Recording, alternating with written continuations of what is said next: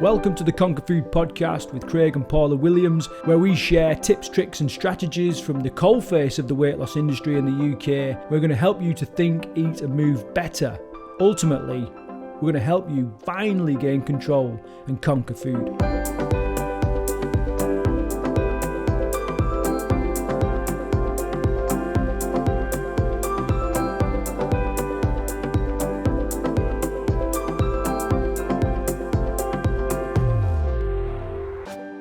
Hey up, food fighters. Welcome to this latest episode of the Conquer Food podcast. Got a great little podcast episode for you where I'm going to teach you how you can gain some momentum towards your fitness, food and fat loss goals. Quite often people get caught in this rut of feeling like a bit of a failure and feeling like that no matter how hard they try, they never really succeed in what they're doing. And it gets that bad sometimes that we don't know where to start. We don't know how to get going, and we can't even believe that one day we can actually be successful in our fitness and food goals. So today, that's what I'm going to be talking about. I've also got a free worksheet that you can download and use alongside the stuff that I'm going to talk about today. And later on in the episode, I'm going to tell you where you can get that to get that worksheet. So before we get into the actual content, the actual stuff that I want to talk about, I just want to encourage you to just take a couple of minutes to leave us a 5-star review on whatever platform you're listening to this on. It does two things. First of all, it lets us know that we're giving you the right information and that you're enjoying it, and gives us some feedback on that. And remember that feedback is the food of champions, or the breakfast of champions. And it also helps other people that are perhaps really struggling find us and find this information. So just take a couple of minutes and do that if you can. Okay, let's get into it. So This little technique that I'm going to talk about came about from when I was talking to Paula. Paula is really kicked into a keto eating with a ketogenic lifestyle. If you haven't seen the episode that I've done, if you haven't listened to the episode that I've done about the ketogenic diet, then you can find it. I'm not sure what episode it is, but it's in one of the podcasts there, and we talk all about it. But she's really kicked into it. And she was kind of struggling a little bit at first because she just felt like too much of a failure to really get going. And I could see from the outside that she was making progress. She was winning at certain periods throughout the day.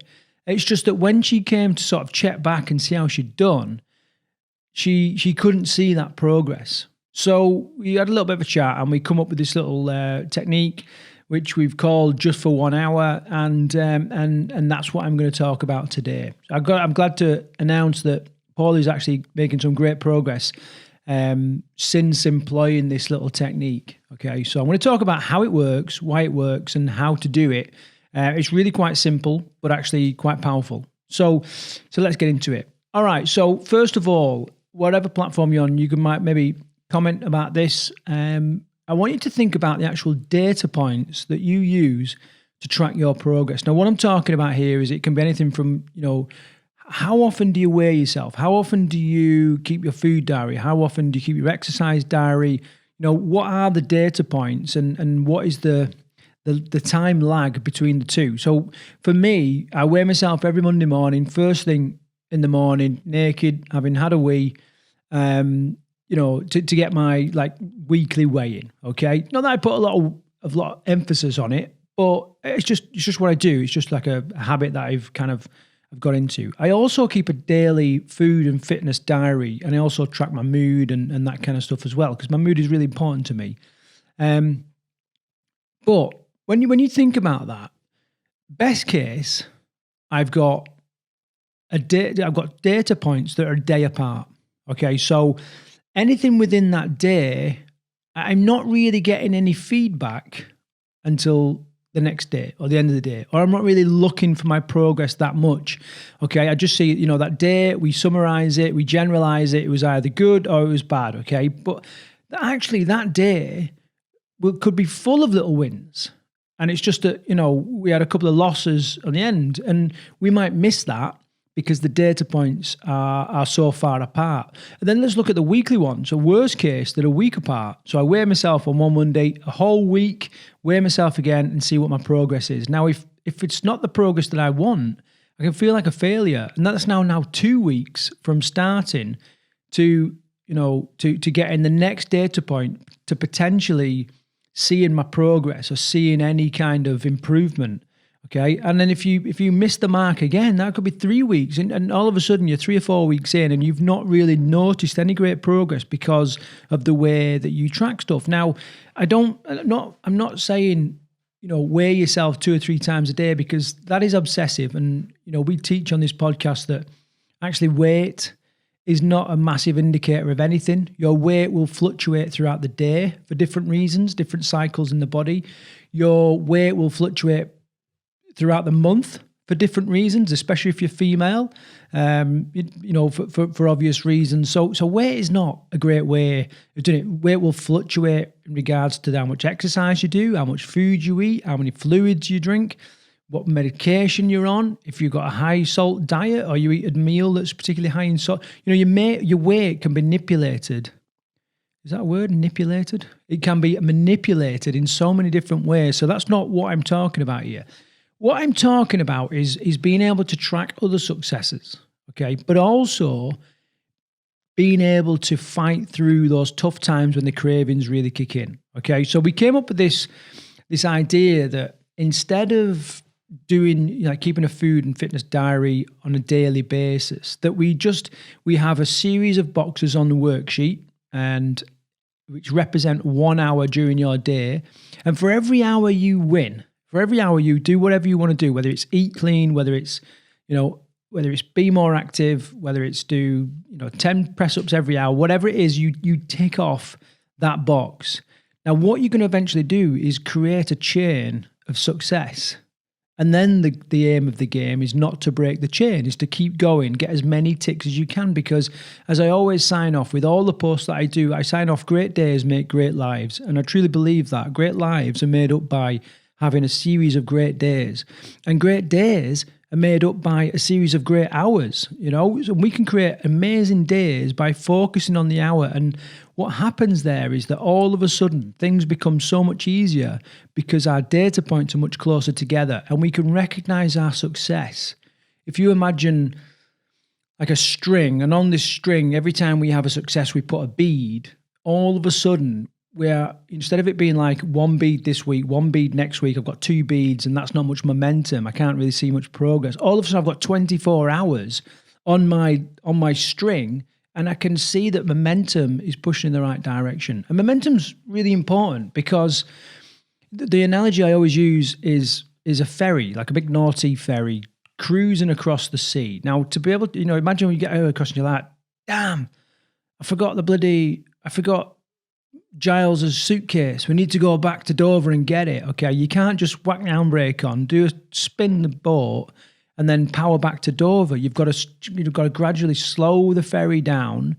You've then got to ease it round, and it can take bloody ages to get round there. And then you can start putting a bit more power in. And like, because of momentum, forward motion, it's hard to kind of go in the opposite direction. And it's exactly the same with your habits, because we've got to change a hell of a lot, and we can't change things quickly other than when we get a significant emotional event. Okay, this is why when people go to the doctors and they say, look, we're gonna have to take your leg off, they suddenly stop smoking. Or when someone gets really ill and gets cancer or whatever, all of a sudden they're like, right, okay, I need to sort my eating out, and they do it from that day forward because there's been enough emotion charged and stirred for them to take action and to make changes, real big changes in their life. You can't orchestrate that. You can't create that. You can't just go to the doctor and say, listen, when I come in 10 minutes, will you just tell me I've got diabetes? You can't do it, and you shouldn't have to either. But the other way of doing it is to have like loads and loads of repetition. And the worksheet that we're talking about will give you that lots of repetition. And it's going to help in another way as well, because we often think that cravings and triggers for binge eating and emotional eating is like something that just builds and builds and builds and builds until eventually your head pops, or you cave in and you go and have whatever food you want. And that's not actually how it works. It works much more like waves lapping against a beach. Same with hunger. If we're feeling hungry and we're like, oh, if I don't eat something soon, I'm going to bloody explode. You're not. It will pass. It's just, we think that that's it. It's just going to grow and grow and it will never ease. But usually, if you can just hang in for an hour, if you can just say to yourself, look, just for 1 hour, I'm gonna maintain my diet. I'm gonna maintain my eating protocol, whatever it is you're doing, just for 1 hour. Okay, I guarantee if you keep yourself busy and you get moving and you don't dwell on it too much, when that hour comes, chances are the cravings, the feelings, the hunger will have passed, and then you can go, right, okay, brilliant, nailed that, tick. Make sure you're consistent in your chain, and then get back into it, and crack on. And then when you get another bout of cravings later on, do exactly the same again, just for an hour. And this is really important and really powerful, because when we're trying to lose weight or sort out our fitness, quite often it's more about what you're prepared to give up, not necessarily what you're prepared to do. Okay, people say to me all the time, right, tell me what to do. I'm willing to do anything. I'm that desperate to lose weight. I'll do whatever you want me to do. Loads of do's in there. And I'm like, okay, I want you to give up chocolate and alcohol. And they're like, right, anything else? Tell me what to do and I'll do it. How many exercises do you want me to do? And I'm like, no, I don't want you to do anything. I want you to do without, and that's where people struggle, especially when they think that it's going to be forever.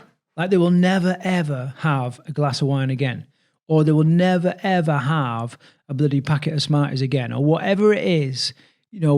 As human beings, we're like, no, I just can't imagine life without it. Now, the truth is, you only need to give it up as long as you need, for as long as you need to give it up to achieve what you're looking to do. Like, I didn't drink for 3 years because, I was really working on my health and my fitness and my image, and alcohol wasn't helping. And I gave it up for 3 years. I could have just given up for 6 months and that would have been enough, because actually I was fine. But I found that, when I gave it up, I didn't have much need for alcohol in my life. And I still don't drink a great deal now. I may drink half a dozen times a year, and Paul is exactly the same. We're just not that into alcohol. I used to be. My God, I used to be a proper binge drinking. I used to pride myself on being the last person standing in the pub at the end of the night, but not anymore. I just don't need it. But the thought of giving up something, that I absolutely love, a real example is coffee. I recently gave up coffee, and the way that I did it, and I was a proper caffeine addict. The way that I did it was not think, that's it for the rest of my life. I just thought, right, just for 30 days, but also breaking that down into, each individual day and each individual hour it just means that, I can go back whenever I want. I haven't got this, what do they call it? When you've got this, where you're deprived of it, this mindset that you've got to give it all up. You're not necessarily giving up forever. It's just for long enough that you need, in order to get your results. And this thing can really help with that. You don't have to give up chocolate and alcohol and all that. It's just for the next hour, and then the cravings should pass. And if they don't, we'll just go for another hour. And if they don't, just go for another hour and just keep going, because each day is made up of a series of hours. And if you start nailing the hours, all of a sudden you're going to have this history of success really, really quickly. And within a day, you're going to see the progress that you've made, because you have got a load of ticks on this form, which is showing you that you've won this hour, And you know what? If you can win this hour, you can win the next one and the next one after that. And you can make up days by winning the hour. It's a lot like when I first start training people that have barely done exercise in their life and they hate it. The idea of exercising just drives them mad, and they can't fit it in their day. Life is too busy. There's too many obstacles in the way. I tend to just say, look, let's break it down into its like, use the 2-minute rule. And the 2-minute rule is like, what can you do in 2 minutes that will progress you towards your goal? Okay, so let's say somebody wants to run a marathon. Okay, well, you're not going to run a marathon in two minutes, but what can you do? Well, you can get your gym kit on. So I'll say, right, okay, just for the first week, just put your gym kit on every day. Doesn't matter, You don't need to do anything else, anything other than that. Just get used to putting your gym kit on, dig it out, blow it off, go to the shop and buy it if you need to, but just for 2 minutes, just put your gym kit on. And then the next week, it's okay, what I need to do now is I just want you to stand on the treadmill, or I want you to walk around the house. That's it. Just for another week, just walk around the house.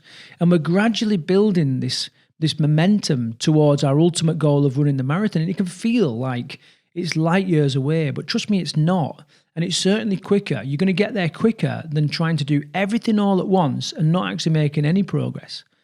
So, break things down to their smallest bit. If you want to do 100 press-ups, we'll start off by just doing the downward phase a couple of times a day, and start building up this history, because the momentum, the history that I'm talking about, this history of success, it's also, the same way that the muscle builds up its ability to lift stuff and do certain movements is by gradually progressing. And being able to see this progress as well, research has shown that progress is the number one motivating factor. So if you feel like a failure and you just cannot get started, start with something, 2-minute rule, just for 1 hour, whatever it is, and just really break it down and just get moving. Start to slow this ferry down. Right now, it might be careering towards, obesity, diabetes, ill health. Maybe you're petrified because of your sedentary lifestyle and the coronavirus and all these things that are going on right now. And maybe you should, but today is the day that you can start to change that, and you can start to change the way you live. And I firmly believe, and I've spoke about it a lot, I've mentioned it many times on this podcast, is that you are one daily habit away from completely changing your life. One daily habit, that's all it is. And maybe this tracker, this just for 1 hour, is the daily habit that that I keep talking about for you. So where can you get the worksheet? You can make your own worksheet. Let's face it. You can put whatever hours you're awake. So on our worksheet, we go from 6 in the morning to 11 o'clock at night, and then we've got a block for the night time.